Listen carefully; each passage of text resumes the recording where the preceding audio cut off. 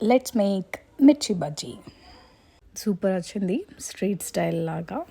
First మనం ఈ మిర్చీస్ని first ఇలాగా కట్ చేసుకోవాలి. దానిలో ఉన్న సీడ్స్ అన్నీ తీసేయాలి. అప్పుడు చాలా తక్కువ కారం ఉంటుంది, పిల్లలు కూడా ఈజీగా తినగలరు. ఇప్పుడు చింతపండు గుజ్జు తీసుకొని సాల్ట్ వేసుకొని వాము 1 టీ స్పూన్ వేసుకోవాలి.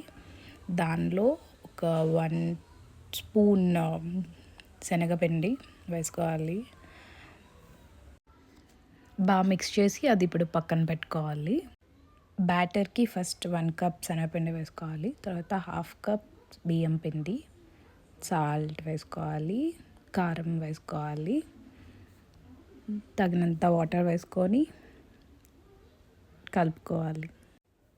బేకింగ్ సోడా వేయడం మర్చిపోయా, సో అది ఇప్పుడు వేస్తున్నాం. బ్యాటర్ కలిపాక ఈ థిక్నెస్లో ఉండాలి, మన ఫింగర్కి అంటేలా ఉండాలి. ఇప్పుడు కడాయి పెట్టుకొని ఆయిల్ మరిగేంతలోగా మనం మన మిర్చీస్కి ఆ చింతపండు గుజ్జు పెట్టుకుందాం. మా హస్బెండ్ ఇక్కడ హెల్ప్ చేస్తున్నారు. ఆ మాత్రం చేయాలి కదా. ఇలా పొడుగ్గా ఉన్న గ్లాస్, మీ ఇంట్లో ఏది పొడుగ్గా ఉంటే అది తీసుకొని వేసుకుంటే ఈజీ అవుతుంది. అంతే.